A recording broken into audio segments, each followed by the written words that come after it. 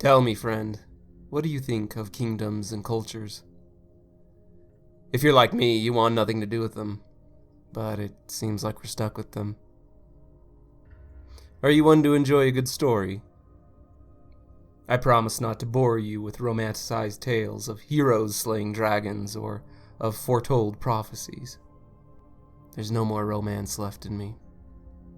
Well, maybe a little bit, but the more you think about things, the less romantic they become.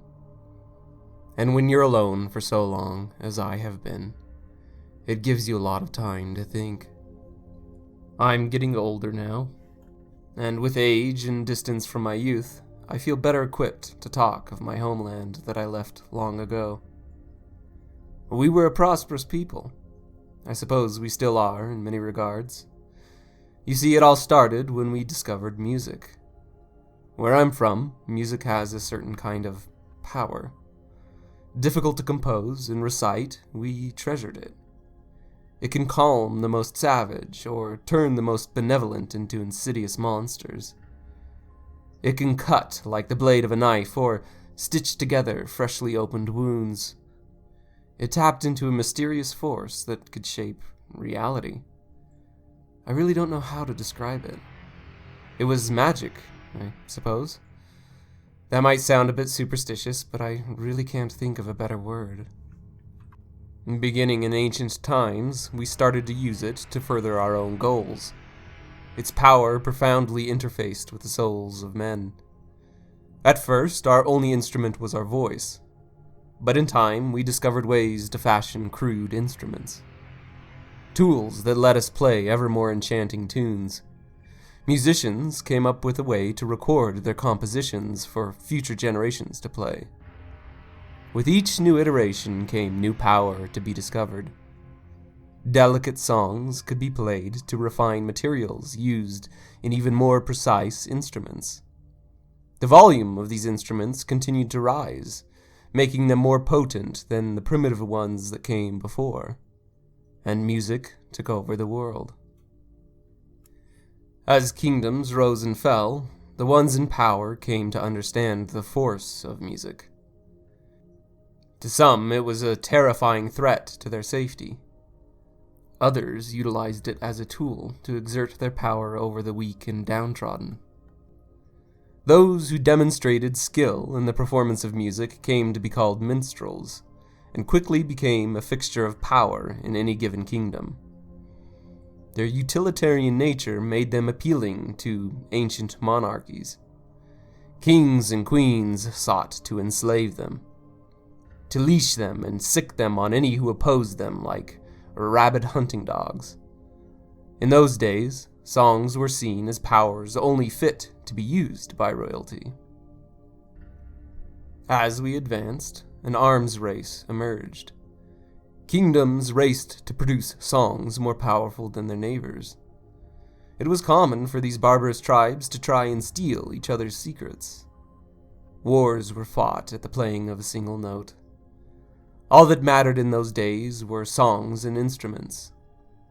Hamlets were razed and people were raped, all in the pursuit of power. So bloodied is our history that it's hard to imagine such times.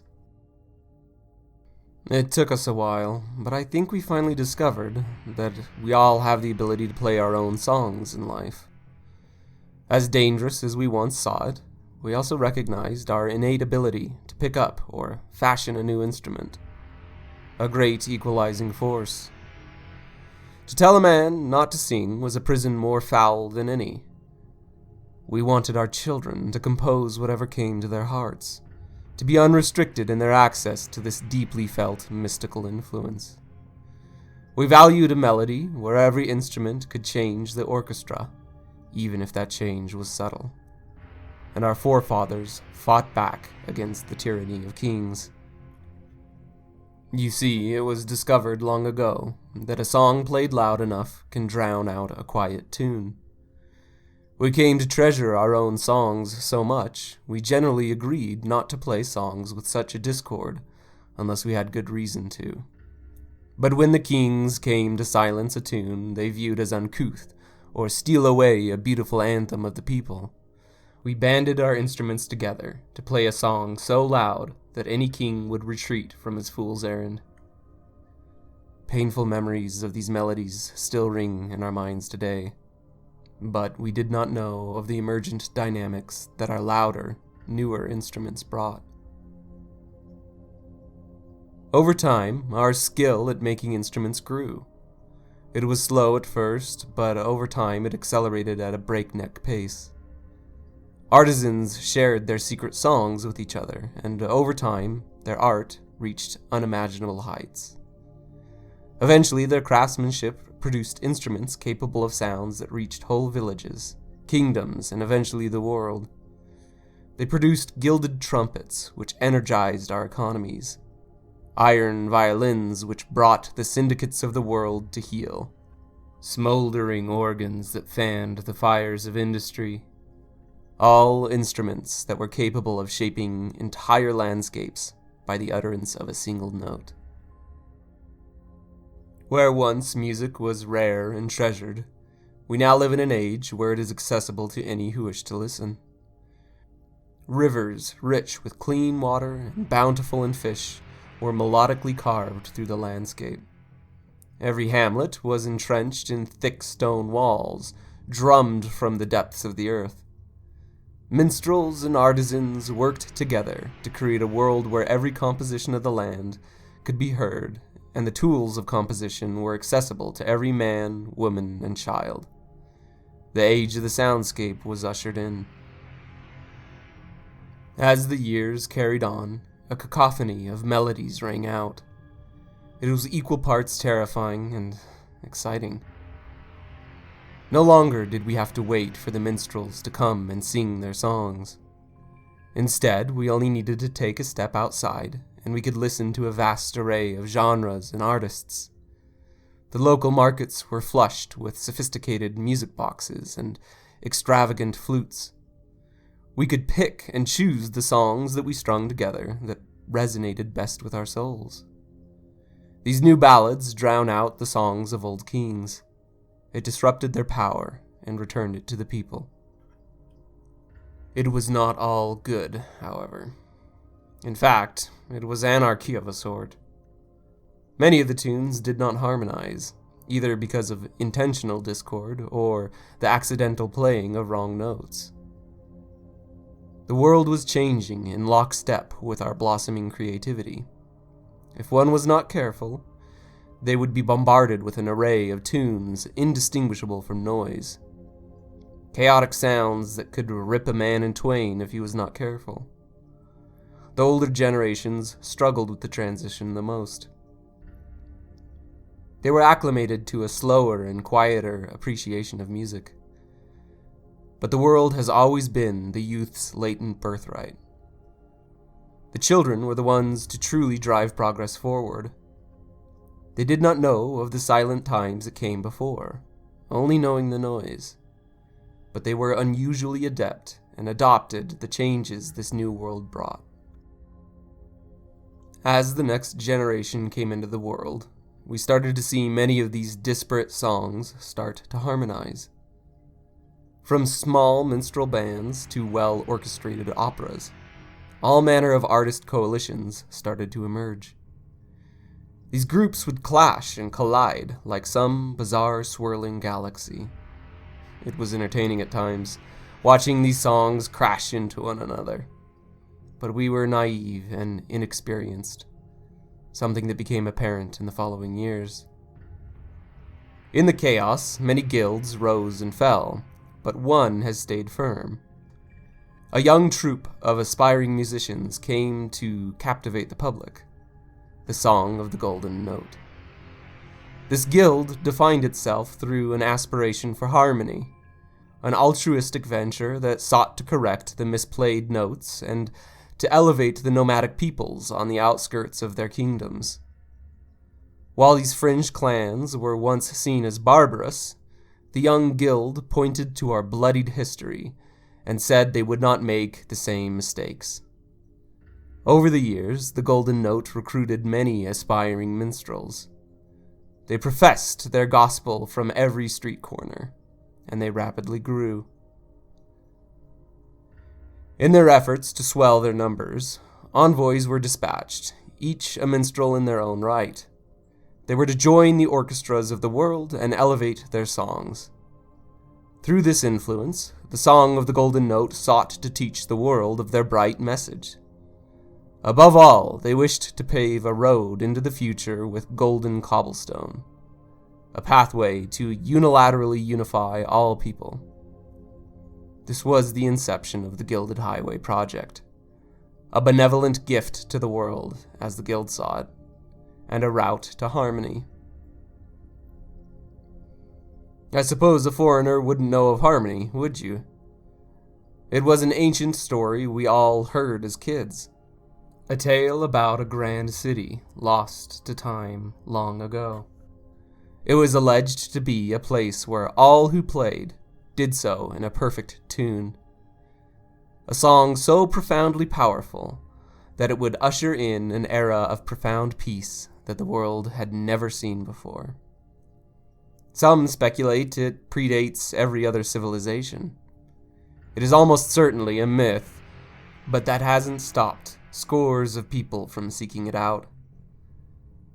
Everyone has heard of the city, but no one had ever seen it with their own eyes. The Gilded Highway was the Golden Note's attempt at reaching harmony. Many projects like this have been attempted before. Tales for another time, I suppose.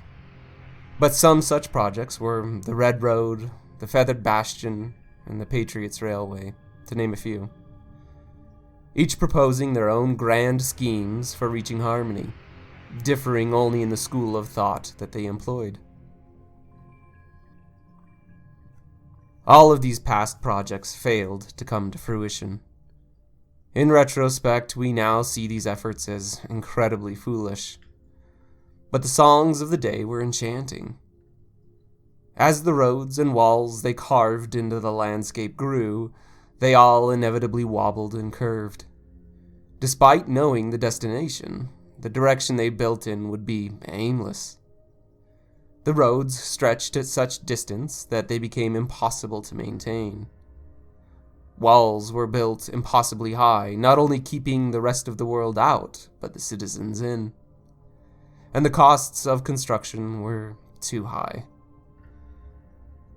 Even when an entire nation's resources were poured into the projects, it was never enough. And in their twilight years, the overseers of such projects turned from the carrot to the stick.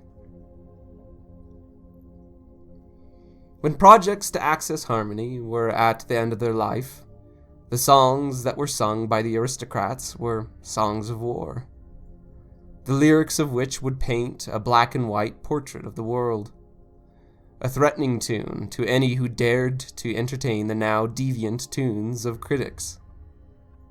As I said before, we now know how foul these songs were. But it took the cries of the dying masses to properly carry that tune. Battle lines have been drawn all throughout history. A savage conflict between the schools that claimed to know the way to harmony. Many auditions have been held across the kingdoms of the land for these schools to attempt to prove their merit. But in all honesty, the compositions they play are disgusting songs, in my opinion. There are two schools of thought in the matter of reaching harmony that seem to be the most common. One dictates that harmony must be found, that we must forge forward, carving deep into the wilderness and leaving a pathway for others to follow. This school of thinking believes that the wild unknown is where we would find salvation, that we would uncover ancient wonders and novel materials for our artisans as we went. And in these explorations, one day we will find harmony. This is the school of the troubadours. The second school was one of construction. Adherents believe in the betterment of our existing settlements. Harmony was to be built, not found, they would say. This community believes in building ever higher walls, grander structures, and refining the cultures that we had already established. a sacred ritual to prove we were worthy of having harmony revealed to us. This is the school of the maestros. Due to the friction between the maestros and the troubadours, a novel but violent conflict broke out in the soundscape. One that sought to silence the music of musicians that did not play to the beat of the Golden Note's drums. The innumerable factions and guilds that now called the new soundscape home went to a war of songs. After every battle, we saw one of the factions fade to silence. Tacit alliances were forged, then promptly broken. And ironically, these guilds were not being led by kings, but the very artisans that brought us our novel instruments. Their ranks being composed of skilled minstrels and composers who led ever-growing orchestras. Maestros and troubadours acting more like puppeteers rather than the musicians they claimed to be. The intolerance of the modern jazz found in the soundscape pushed the few remaining independent coalitions into a desperate alliance. In an effort to defend the novel sounds of the era, they formed pacts to enhance the volume of their ever more feeble tunes. Even to this day, they play to a rebellious beat. I suppose there are only two outcomes if history is any indication. Either they buy back their soundscape with a novel song, or with old blood. The resistance to the Golden Note has since retreated to regroup. Most see it as a temporary reorganization, but in truth, many things are uncertain. Before we knew it, the soundscape was homogeneous again. Every out-of-note tune labeled a foul apostasy, something to be drowned out by the savage beating of drums and singing of horns. Before they knew it, the ruling artisans became slaves to the very composers they were building their instruments for. Having no more heretics to burn, the composers found any excuse to drown out the tunes they found to be in disharmony. To this day, I believe that many of them still believe their monotonous song to be in a state of disarray. They've grown so used to the boring melody that any deviation is indistinguishable from white noise to them. They bicker with one another on how the few remaining notes of the song should be composed. Alterations to the beat, variations in the notes, the volume of a chord, all of it causing distrust and deceit amongst their ranks. And to most of us, the song they play is a horrid one. But I'm a pessimist at heart. Perhaps you shouldn't trust the opinion of some apostate bard. The songs I play today are ones that suit my personal, discordant tastes. It might very well be that you would enjoy the Golden Notes song. Even if you didn't, I think you would see that the singing of any single voice won't change the song of the entire choir. There are limitations to the impact of your music. I believe that one day the soundscape will be filled once again with the cacophony it once was, but it won't be due to some grand muse. It will be because most of us who are sick of the Golden Note's tune will refine our craft in secret. There is a place for heresy in the world, you know. One out of earshot of the modern papacy. Perhaps one day I will sing you those blasphemous songs. That is, if you are willing to hear them. Juko. Ngoki ra ngomagko.